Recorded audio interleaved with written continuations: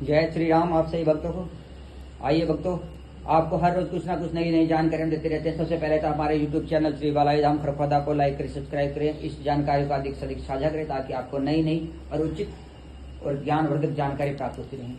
हमारा उद्देश्य यही है, सभी में जागरूकता लाना, अंधविश्वास और पाखंड से बचाव करना। आज के जो वीडियो का उपलक्ष्य है वो ये है कि कुछ लोग ऐसे हमारे पास भी आए हैं, हमारे यहाँ दरबार में गद्दी पर भी आए हैं, जो किसी भगत से, किसी साधक से, किसी गुरु से परेशान होकर कहते हैं। किस प्रकार से परेशान होकर कहते हैं? भूत प्रेत से परेशान होकर नहीं।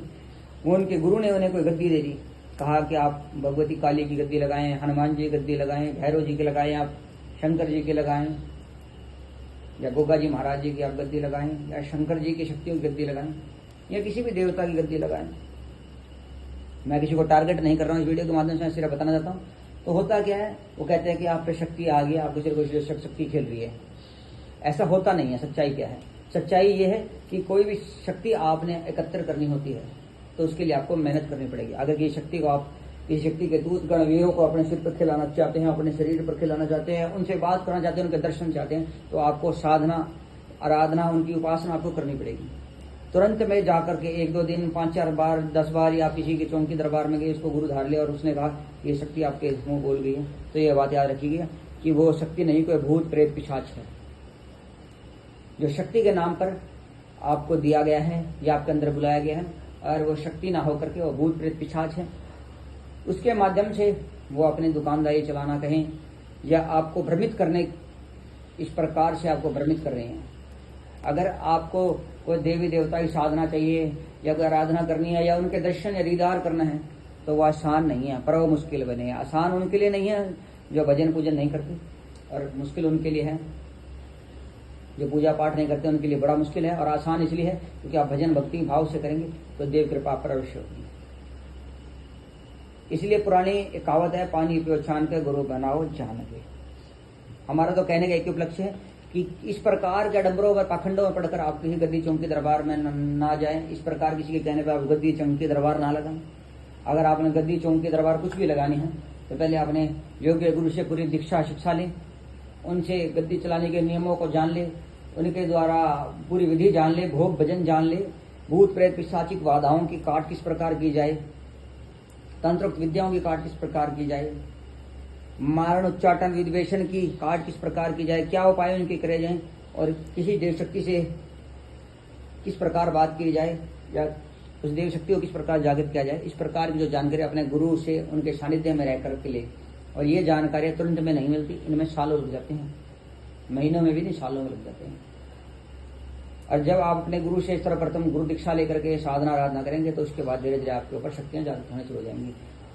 और शक्ति, देव शक्ति जागृत करने के लिए सात्विक भोजन करना चाहिए। जो व्यक्ति लहसुन प्याज घी खाता है उस पर सात्विक देव शक्तियां एकदम से कभी नहीं आती, ये बात रखिए। उनकी कृपा जरूर हो जाएगी उस व्यक्ति पे, चाहे वो लहसुन प्याज घी खाता, पूजा करेगा, पर वो उन पर कृपा जरूर कर देंगे, पर उसके शरीर पर खेलना के दर्शन वो नहीं देंगे।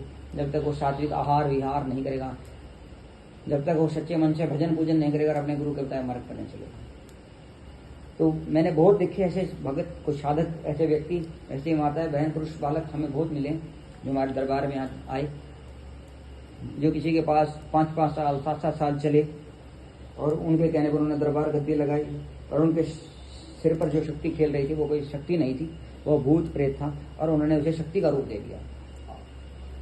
और बाद में वो 5-7 साल 10 साल अपने जीवन के खराब करके जब हमारे बाहर दरबार में हमें बताया कि आपको इस प्रकार से ये हानियां भोग रहे हो, आप ये कष्ट आपको भोगने पड़ रहे हैं, उन्होंने कहा हाँ हमारे जीवन में कष्ट आ रहे हैं। तो उसके बाद उन्हें बताया कि ये शक्ति नहीं है, ये भूत प्रेत साधना है, ये भूत प्रेत की कोई हवा है आपके ऊपर, देव शक्ति नहीं है।